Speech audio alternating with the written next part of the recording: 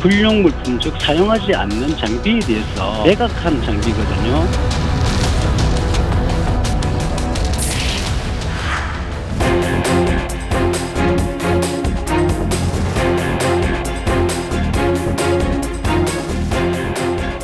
모든 식품은 알러지를 가지고 있어요. 치유 제품이다, 억제 식품이다 라는 것 자체가 저는 솔직히 억지라고 봅니다.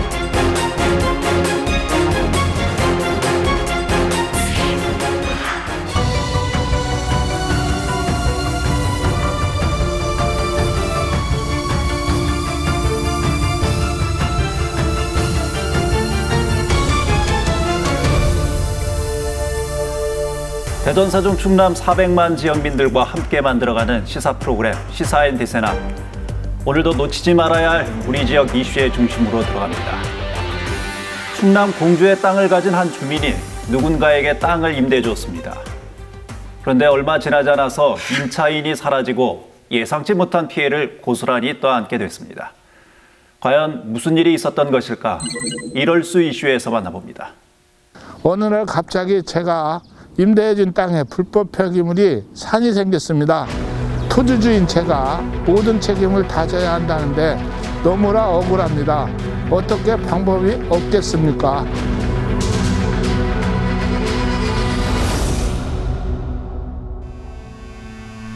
충남 공주시 쌍신동. 마을에 들어서자 방치된 듯한 공터가 보입니다.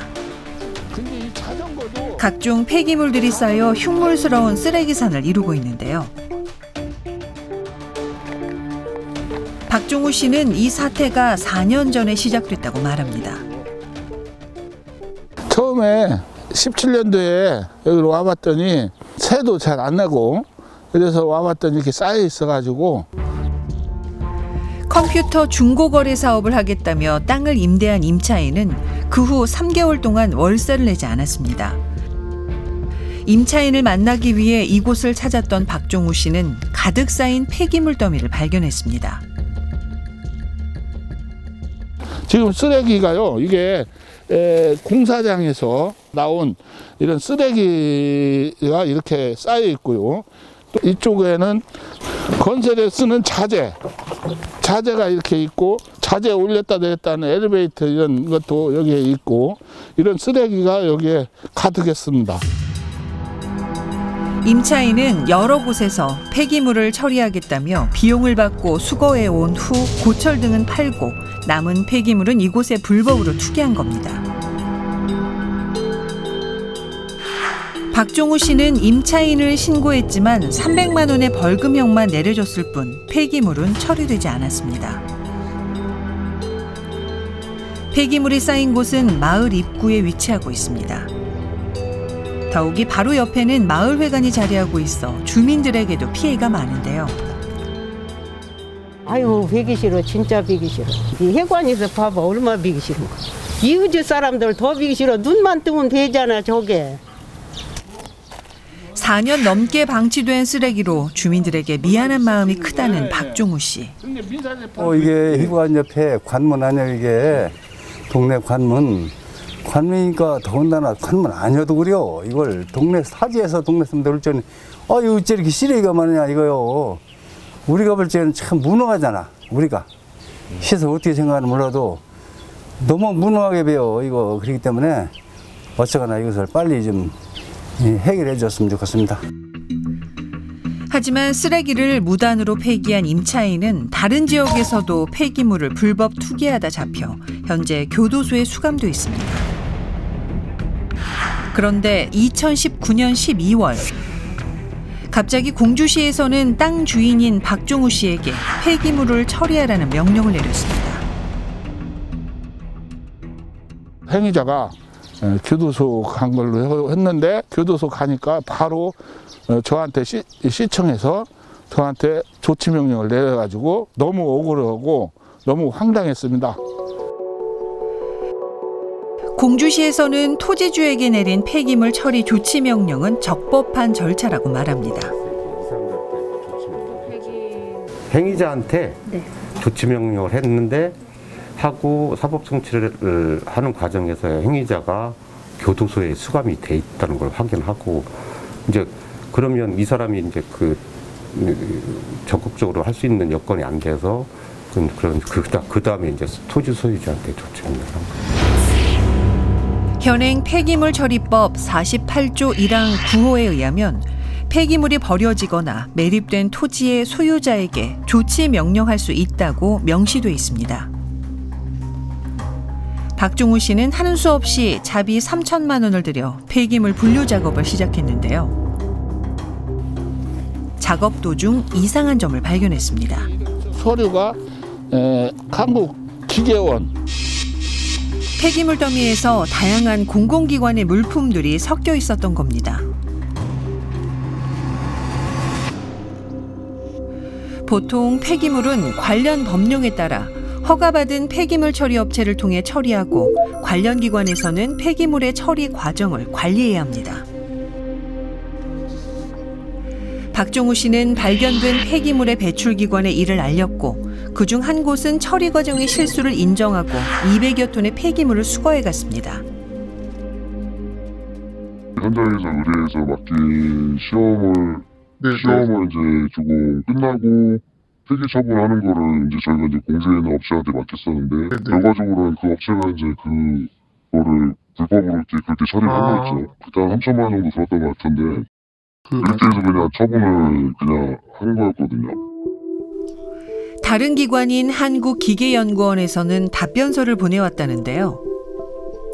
발견된 물품들은 폐기물이 아닌 불용자산으로 매각을 통해 합법적으로 소유권이 이전됐기 때문에 책임이 없다는 입장입니다. 불용자산은 기계장비, 비품 등 기관의 자산 중에서 사용할 필요가 없게 되거나 수리를 필요로 하는 비경제적인 자산이 속하는데요. 이 중에서 매각할 수 없는 상태의 자산은 폐기물로 처리됩니다. 연구기관의 불용자산은 한국기계거래소에서 공개 입찰을 통해 매각합니다. 이러한 불용자산을 필요로 하는 업체들은 매입한 후 재활용하거나 고철로 판매하게 되는데요. 박종우 씨는 이 과정에서 문제가 생겼다고 말합니다.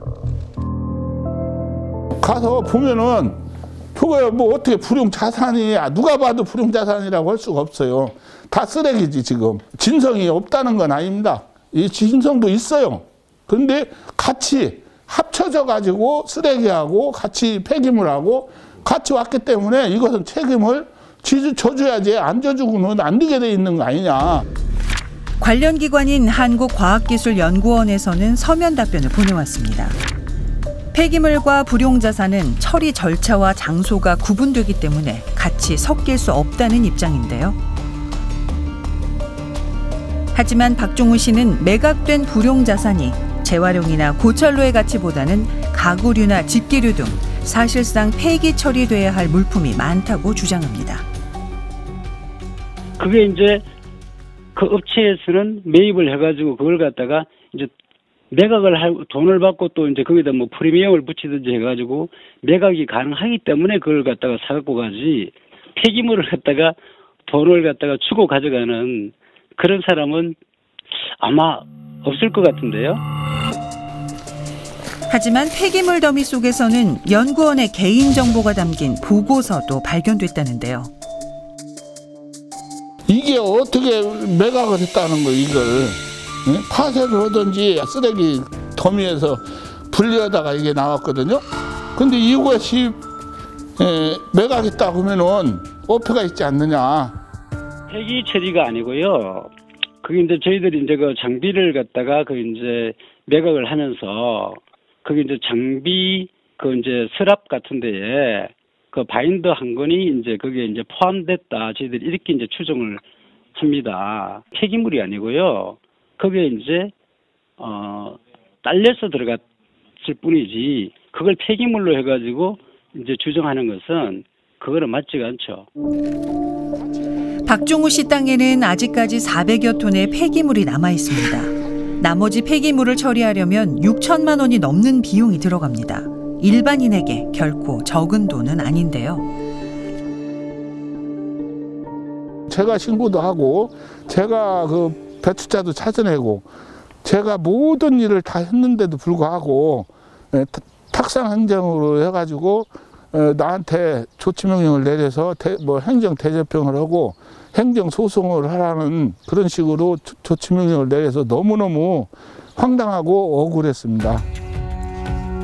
폐기물 처리에 권한을 갖고 있는 공주시는 어떤 입장일까요? 저희가 대집행을 하면 구상권을 청구해야 되고, 그러다 보니까 이제 원인자하고 행위자가 없고 토지 소유주가 없이 그냥 길가에 버리고 가고 이런 것을 원인자를 찾을 수 없는 거는 그 방치 폐기물 처리비를 세워서 이제 예산을 집행할 수가 있는데, 이런 경우는 그런 대상에 해당이 안 됩니다. 어느 날 하루아침에 불법 폐기물을 떠안게 된 땅 주인. 누군가 폐기물을 몰래 버렸다면 그 원인 제공자를 찾아내 처벌하는 것이 당연한 법적 절차입니다. 단순한 책임 전가가 아닌 보다 근본적인 문제 해결을 위한 노력에 나서야 하지 않을까요? 버리는 사람 따로 있고 책임져야 할 사람 따로 있다는데 말이 안 된다고 생각합니다. 폐기물 발생부터 처리까지 더욱 철저하게 관리하니 저 같은 피해자가 다시는 생기지 않게 근본적인 대책을 마련을 부탁드립니다. 불법 폐기물 무단 투기, 사실 어제 오늘의 문제는 아니죠? 맞습니다. 지난해 환경부 조사에 의하면요, 이렇게 무단으로 버려지는 불법 폐기물이 확인된 것만 해도 160만 톤이 넘는다고 합니다. 확인된 것만 그렇다면 실제는 더 많다라는 얘기잖아요. 그렇죠. 게다가 더 큰 문제는 이 불법 폐기물 투기가 점점 더 조직적으로 이루어지고 있다는 거죠. 예, 그렇습니다. 불법 폐기물 투기 업자들, 소위 말하는 브로커, 그리고 나는 명의만 빌려줬다는 이른바 바지 사장들이 점점 급증하고 있습니다. 일각에서는 그 원인을 최근 폐기물 수출 불황 때문이라고 진단하기도 하는데요. 폐기물 처리비가 많이 상승했기 때문에 제값을 주고 처리하기가 부담스러운 실정입니다.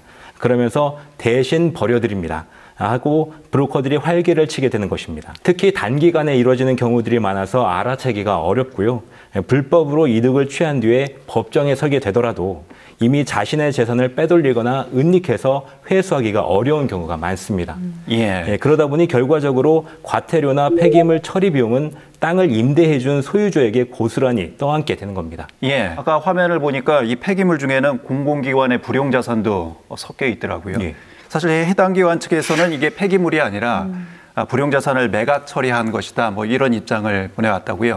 네, 정식 절차를 거쳐서 매각을 했다고 하는데요. 결과적으로는 그 불용 물품들이 현재는 무단으로 버려지고 방치가 된 상황입니다. 매각하고 처리하는 그 중간 과정 어딘가에서 문제가 발생했는지 알 수 없는 상황에서 그 책임을 고스란히 땅 주인이 져야 한다면 그 입장에서는 억울함을 호소할 수밖에 없겠죠. 그러면 법적으로 이런 경우에는 책임 소재가 어떻게 되는 거죠? 현행법상 불법 폐기물 업주뿐 아니라 토지를 빌려준 토지주 그리고 운반업자 모두 처벌받게 돼 있는 것은 맞습니다. 하지만 임대해준 토지의 이용 실태까지 파악하지 못하는 토지주들이 많아지면서 최근에 관련 법안이 하나 발의됐는데요. 토지 소유주의 귀책 사유가 없는 경우는 제외한다는 단서 조항을 덧붙여서 토지주가 일방적으로 책임을 떠안는 일은 없도록 근거를 마련하고 있습니다. 네, 더불어서 아직 밝혀지지 않은 투기 우려 지역에 대해서 전수조사를 한다든지 이런 적극적인 행정도 필요합니다. 실제로 환경부가 최근에 전국 불법 폐기물 투기 우려 지역에서 현장 단속에 나섰는데요. 순찰 중에 불법 투기 폐기물이 발견되면 해당 지자체에 통보를 해서 관련자들이 모두 처벌받을 수 있도록 조치를 한다고 하고요. 또 앞으로 합동 점검도 주기적으로 할 예정이라고 합니다. 뭐 사후 대책보다는 사전 예방이 물론 중요하죠. 이번 공주시의 경우도 업체의 불법 투기 행위가 있을 당시 공주시가 좀 더 적극적으로 현장 조사와 또 행정 처리에 나서줬더라면 하는 그런 아쉬움이 남습니다. 현재 상황을 보다 지혜롭게 해결할 수 있는 적극적인 대안 마련에 나서주길 기대합니다. 시민 여러분의 제보가 더 나은 우리 지역, 우리 사회를 만듭니다. 시사인 대선함에선 042-470-7393 그리고 이메일을 통해서 여러분의 제보를 기다리고 있습니다.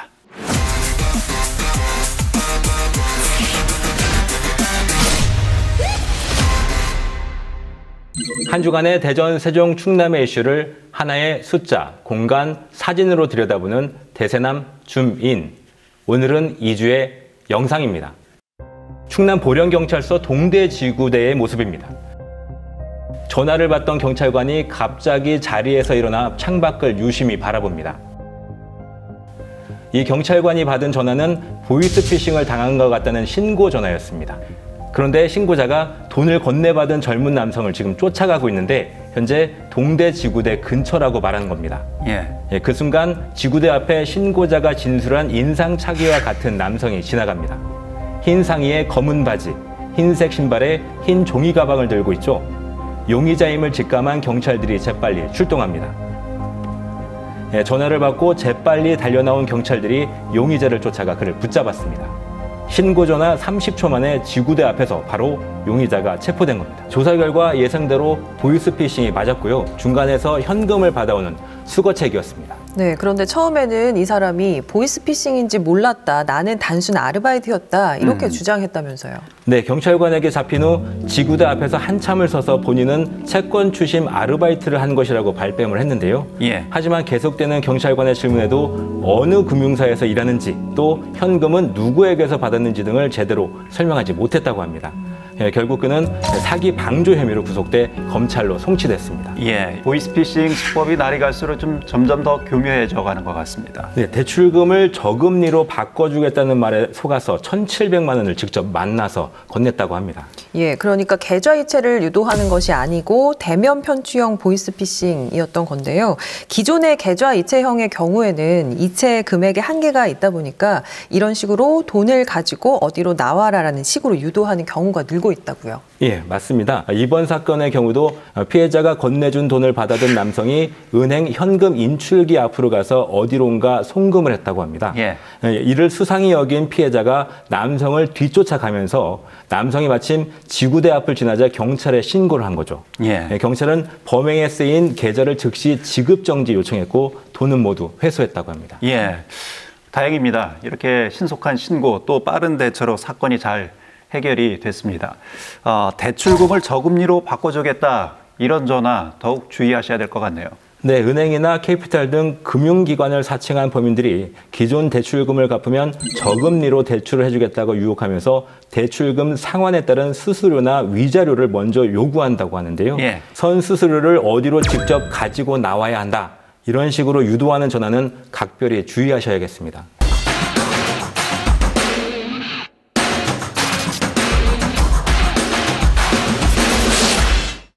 시민의 눈높이로 시민과 함께 옳고 그름을 따져보는 시시비비입니다.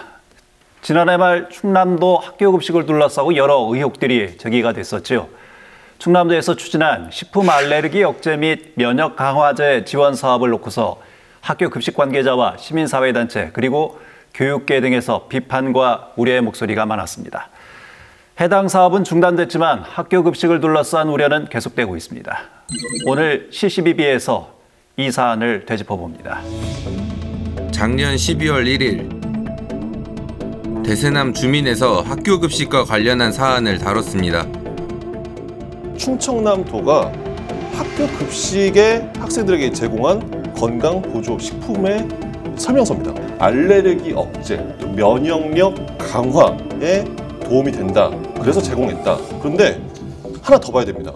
아랫부분에 보면 특정 성분에 민감한 체질이거나 알레르기가 있으신 분은 섭취 전에 전문가와 상담하십시오 라고 되어 있습니다. 아까는 알레르기 그 억제에 관련한 효능이 있는 이거라고 하지 않았나요? 근데 알레르기가 있으신 분은 전문가 상담하고 먹어야 된다 이런 게 그 급식으로 나왔다는 건 좀 아이러니하네요. 2020년 충청남도 학교급식 신규 사업 시행사로 선정된 한 업체. 업체가 참여한 사업 내용을 살펴보면 학교급식을 통해 식품 알레르기가 있는 학생의 증상을 관리하고 면역력을 키운다고 돼 있습니다. 총 사업비 6억 원을 책정. 2020년 2학기부터 도내 초중고 123개교 학생들에게 제공됐습니다. 하지만 이 사업은 기획 과정부터 여러 논란에 휘말렸습니다. 한 2년 전쯤에 2년 동안 충청남도청에서 운영하고 있는 학부모 건강 먹거리 지킴이단 단장으로 광역위원회에서 일을 하게 되었고요. 그 당시 2019년도에 저희가 광역위원회를 했는데 회의석상에서 이 식품을 접하게 되었습니다. 시민단체와 연대를 해서 이런 부분이 맞지 않다. 학교급식 현장에 정확하게 검증되지 않는 식품을 마치 무슨 만병통치약처럼 우리 아이들의 뭐 건강을 다 책임져 줄 것처럼 학교 현장에 이렇게 투입을 하는 거는 학부모로서 굉장히 좀 우려를 표명한다는 걸 분명히 여러 루트를 통해서 얘기를 했었고, 학교 현장에서도 그런 식으로 계속 이의 제기를 해온 걸로 저는 알고 있습니다. 효능도 입증 안 된 제품을 학교 급식에 납품하겠다는 내용에 일선의 영양교사들도 우려의 목소리를 냈습니다. 학교 급식은 대부분 편리한 식재료를 갖고 모두가 접근해도 안전한 식재료를 사용하는 게 기본 원칙인데, 이번에는 건강보조식품이 딱 들어와서 건강보조식품으로 어떻게 하지? 아무리 좋은 거여도 이렇게 급식은 하진 않는데? 라고 해서 굉장히 의구심이 많았었어요.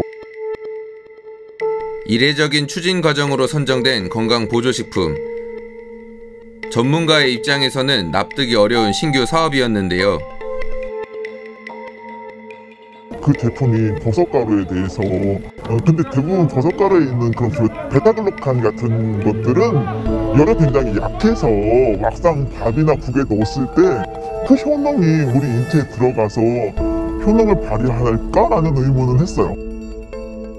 효능을 확신할 수 없는 제품. 게다가 제품 설명글에는 알레르기 주의 문구가 게시돼 있었습니다.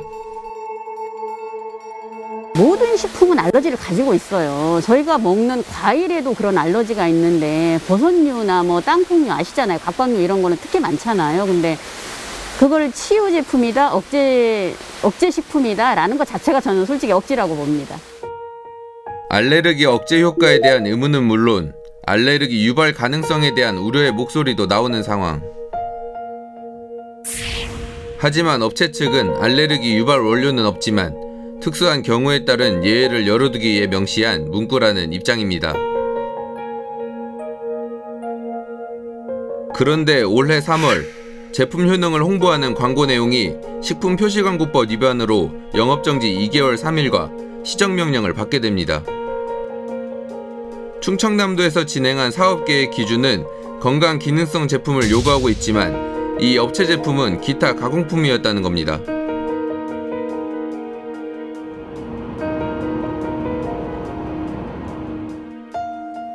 결국 충청남도는 기준에 맞지 않는 제품을 선정하고 사업을 진행한 겁니다.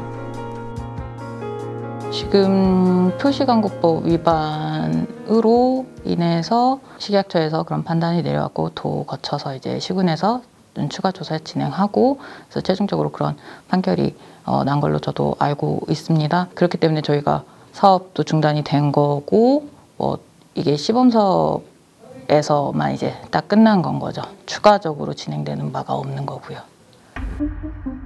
여러 논란과 함께 잠정 중단된 사업.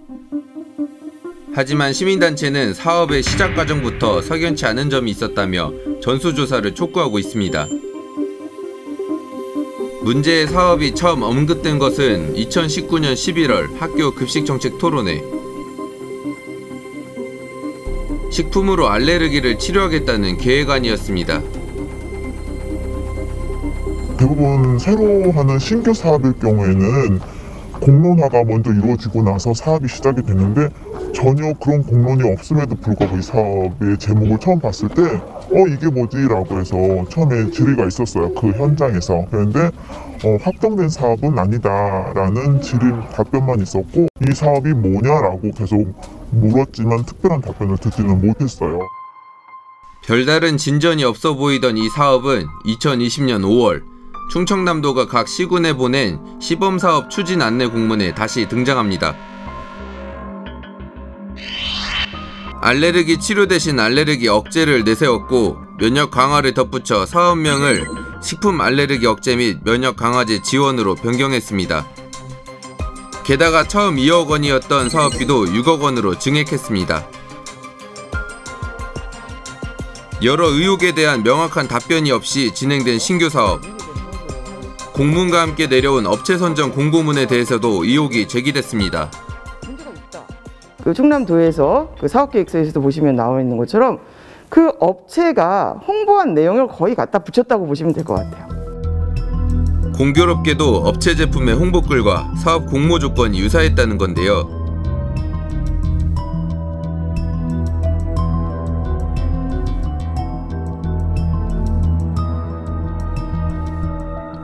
특히 세부적으로 명시된 제품 섭취 방법을 지적합니다.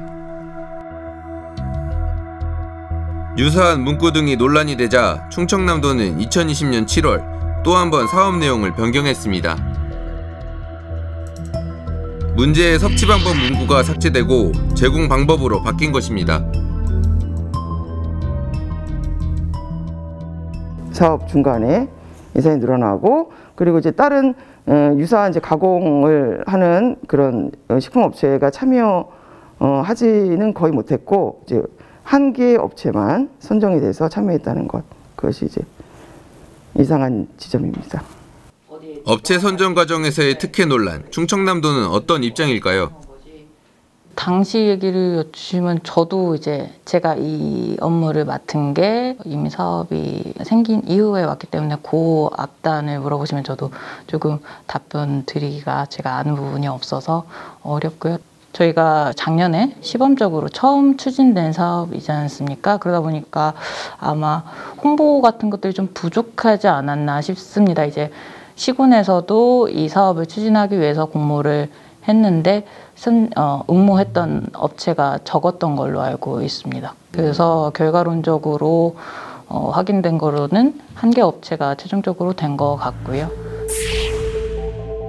업체 또한 지원 절차에 따라 공정하게 선정된 것이며 특혜는 없었다고 답했습니다.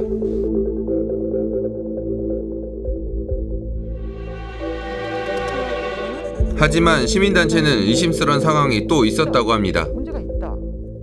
2020년 말에 그 11월 행정사무감사 때 이제 몇몇 도의원들이 그것을 강력하게 문제 제기하면서 왜 이렇게 좋은 것을 우리가 이렇게 제공하고 있는데 이것을 학교에서 적극적으로 쓰지 않느냐 하면서 이제 교육장들도 불러서 이제 말 호통치듯이 그렇게 행정사무감사를 해서 그게 문제가 된 것입니다.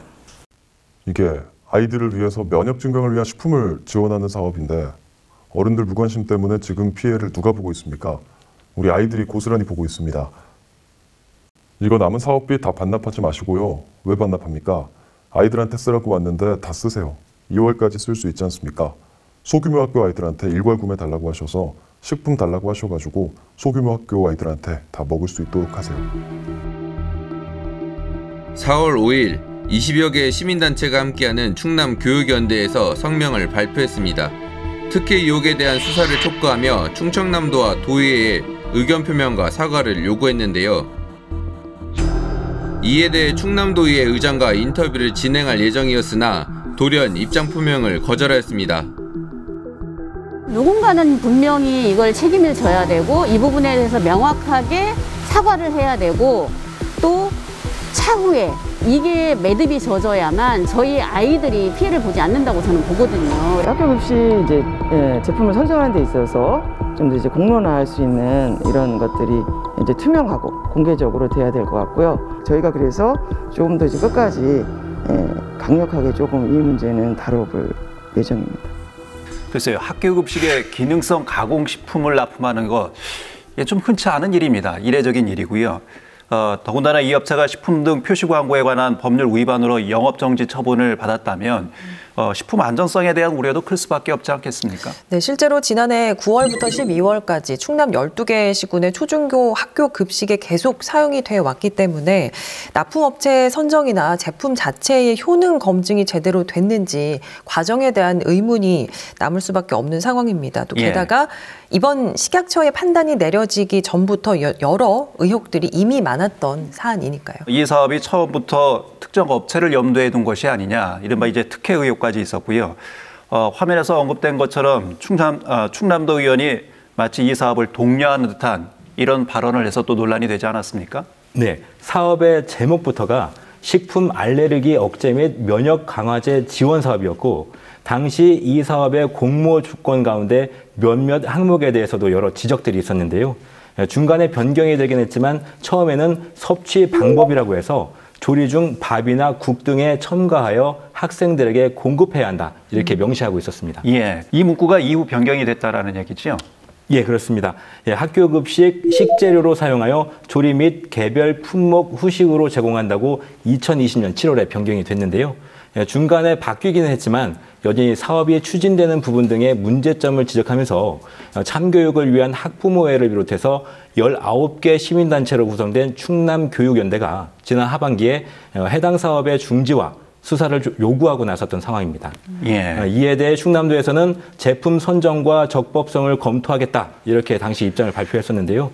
아직까지 구체적인 진상조사라든지 그에 따른 결과 발표는 없었습니다. 예, 이번 취재에서 밝힌 이 충남도의 입장은 일단 그 사업을 추진했던 담당자가 부서 이동을 했다. 그리고 현재 담당자는 전임자가 추진했던 사업이 있기 때문에 내용을 잘 모른다. 네, 이번 사안의 경우는 학교 현장과 친환경 농민단체의 반대에도 불구하고 강행되면서 현장의 목소리에 귀 기울이지 않는 소통의 부재가 아쉬움으로 지적되고 있습니다. 그래서 지난 4월 5일 충남교육연대가 재차 성명서를 발표한 건데요. 이번에는 충남 먹거리연대 등 천안과 아산 지역 5개 사회단체가 공동으로 발표를 했습니다. 이번 사건에 대한 투명한 진상조사와 재발방지 대책을 촉구하고 있는 상황입니다. 학교 급식은 우리 아이들의 건강과 직결되는 문제입니다. 그에 걸맞는 안전성과 투명성이 담보돼야 합니다. 이번 사안도 재발방지를 위해서 투명한 진상조사가 반드시 있어야 할 것 같습니다. 지금 여러분은 시사앤대사람과 함께하고 계십니다.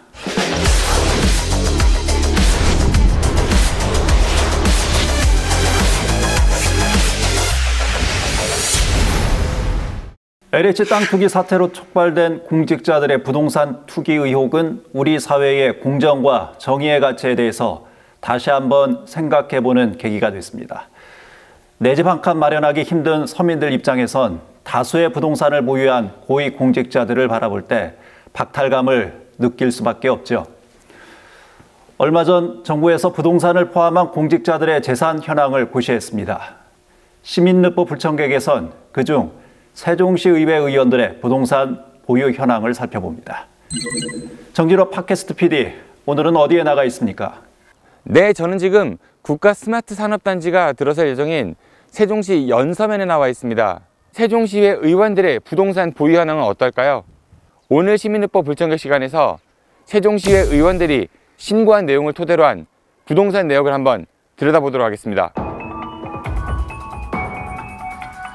세종시의 차성호 의원은 이곳 세종시 연서면 봉암리 일대에 본인과 배우자 그리고 직계가족의 명의로 많은 부동산을 보유하고 있다, 이렇게 신고를 했습니다. 차성호 의원은 본인 명의의 연서면 일대의 임야와 대지, 전동면에 있는 논, 청주 오송읍에 있는 논과 대지, 연서면 봉암리 일대의 창고와 복합 건물을 포함해 모두 27억 5,300만 원이 넘는 부동산 재산을 신고했는데요. 그런데 차 의원은 최근 배우자 명의로 이곳 연서면 봉암리 일대의 대지와 건물 하나를 5억 6천만 원에 추가로 신규 매입했다고 신고하기도 했습니다. 네, 저 차성호 의원님 휴대폰이죠? 예. 뭘 좀 여쭐 게 있어서 전화 드렸는데요. 잠시 통화 괜찮으신지요? 제가 지금 뭘 좀 하고 있어가지고 제가 지금은 어려운데. 아, 그럼 언제쯤 통화 가능할까요? 글쎄요, 제가 지금 끝나봐야 되는데요. 네. 네네. 지금은 좀 어려울 것 같습니다. 예. 네, 알겠습니다. 그럼 다시 전화드리겠습니다. 네. 이후 차성호 의원의 입장을 들어보기 위해 전화 연락을 취해보았지만 대답을 들을 순 없었습니다. 이렇게 차성호 의원처럼 최근에 새로 부동산을 매입했다고 신고한 의원들은 또 있는데요. 노종용 부의장은 얼마 전 장군면에 있는 한 단독주택가 땅을 신규로 매입했다고 신고했습니다. 그리고 손현욱 의원도 최근 배우자 명의로 전이면에 있는 임야를 신규 매입했다고 신고했는데요. 처음에 구입을 한 게 네. 여기 지금 2개가 나와 있죠. 이게 지금 최초 구입을 한 건데 네.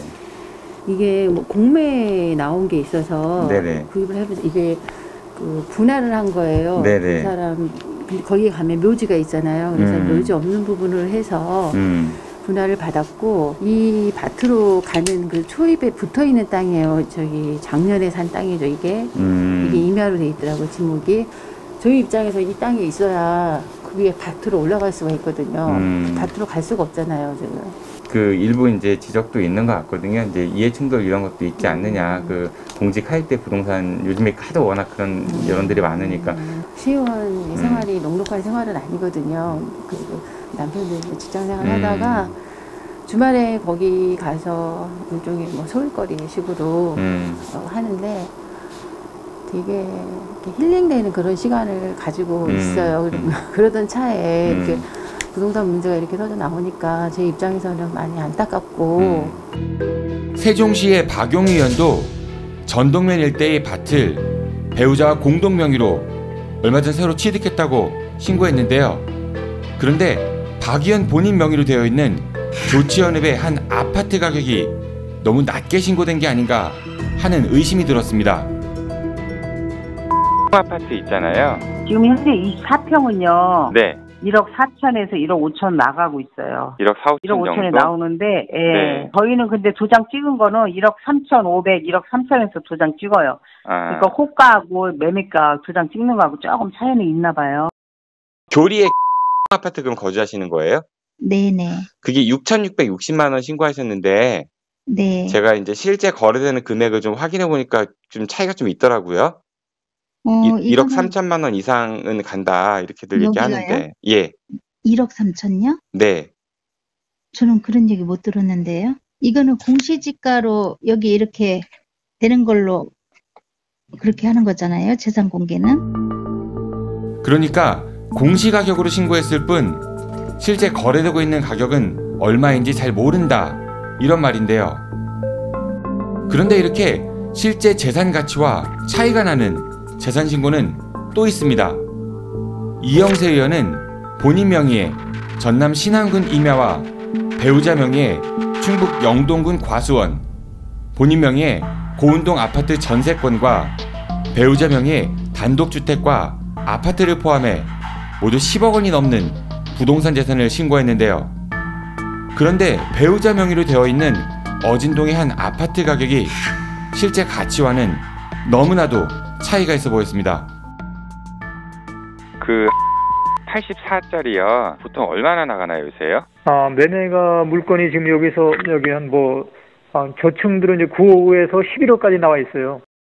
지금 이 2단지죠? 네네. 여기 좀 거주하시는 거예요? 아니요, 거기는 저기로 내줬어요. 세 줬나요? 네, 전세. 아, 그렇군요. 네. 근데 제가 오늘 좀 확인해 보니까 지금 신고가액이 3억 6,600만 원으로 하셨잖아요. 신고가가요? 네, 그런가요? 전년도가 3억 4,100에서 네. 2,500 증가해서 3억 6,600으로 신고를 하셨는데 네. 오늘 좀 부동산 이쪽에 가서 확인해 보니까 보통 네. 9억에서 11억 정도 한다고 하더라고요. 그건 믿으신가요? 어쨌든 예. 아, 실제 최근에 거래된 금액 잘 모르겠어요. 저희는 차이가 좀 너무 커가지고. 그거는 거의 한 3배 가까이. 신고하면 그 공시지가로 하는 거 아니에요? 모르겠어요. 저는 그냥 이렇게 있다 그래갖고 그냥 한 거니까. 이영세 의원 역시 공시가격으로 신고했을 뿐 축소 신고 의도는 없었다는 입장인 것 같은데요. 그런데 이 의원은 인터뷰 이후 추가로 이런 이야기도 전해왔습니다. 아파트가 네. 9억 10억 그렇게 된다고 11억까지 말씀하시던데 그건 부동산에 내놓은 호가인 것 같고요. 내 부동산 가치가 내가 전세를 준 것보다 적게 신고가 된다라고 하면은 이건 네. 좀 이상하지 않나 이런 생각은 충분히 해볼 수 있지 않을까요? 그 사실은 전세 금액보다는 그게 더 적죠. 근데 그 전세도 그 신고한 이후에 또 했고. 하지만 아무리 공시가격으로 신고를 했다고 할지라도 이렇게 직접 전세를 준 가격보다도 낮게 부동산 가격을 신고하는 건 분명 문제가 있어 보입니다. 이곳은 세종시 북악면 북악리의 한 상업지역입니다. 이곳에 그 최평석 의원은요 상당히 많은 수의 부동산을 보유하고 있다고 신고했는데요. 최평석 의원은 이 북악면 일대에 상당히 많은 수의 밭과 대지 그리고 건물을 포함해 모두 20억 원이 넘는 부동산 재산을 보유하고 있다고 신고했습니다. 그런데 특이한 점은 이 건물을 포함해 상당수의 부동산 가격이 전년도에 비해 변동이 없었다고 신고했고, 또 신고 가격 역시 실제 거래되는 가격과는 다소 차이가 있어 보였습니다. 이 동네는 작년에 비해서 좀 땅값이 좀 어때요?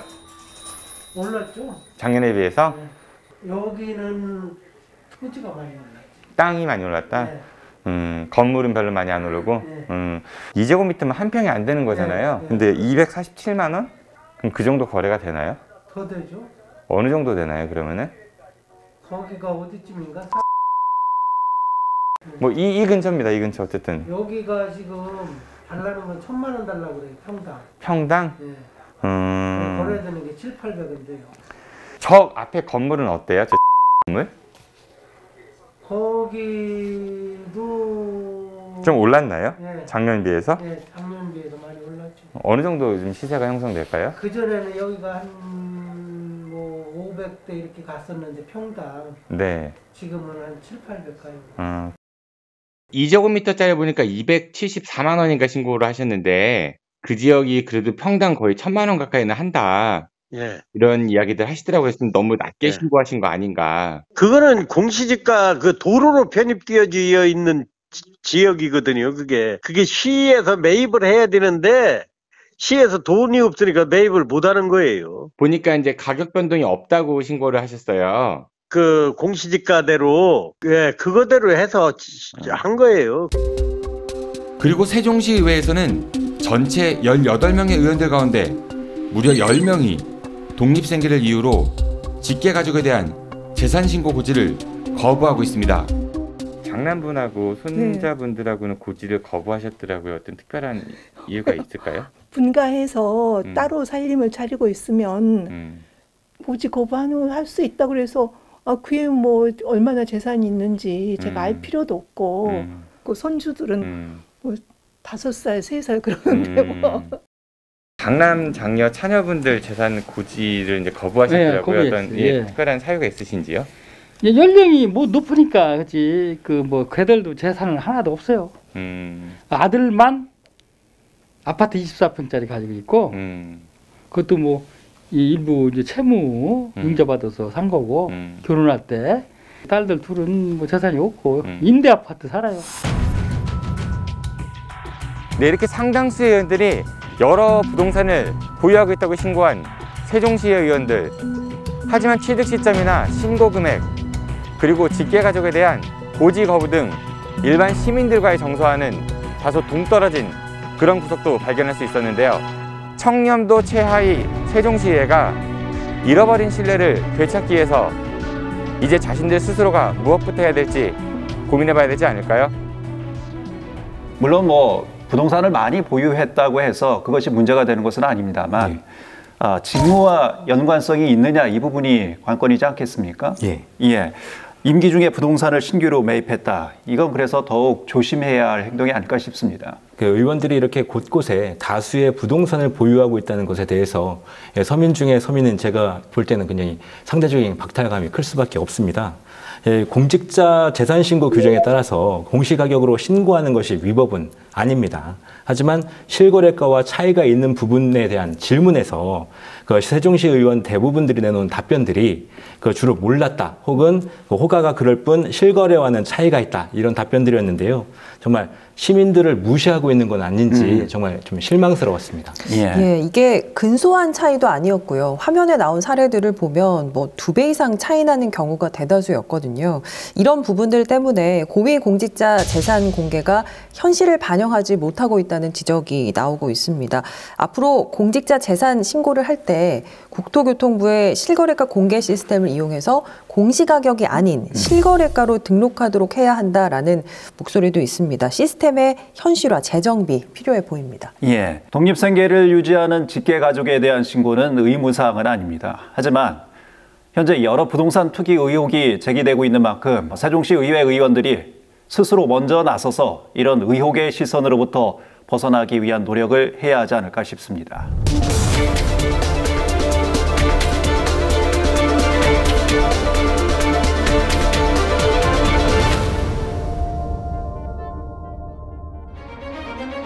고위공직자들의 불법 땅 투기를 막기 위한 근원적인 대책으로 부동산 백지 신탁제 도입이 거론되고 있습니다.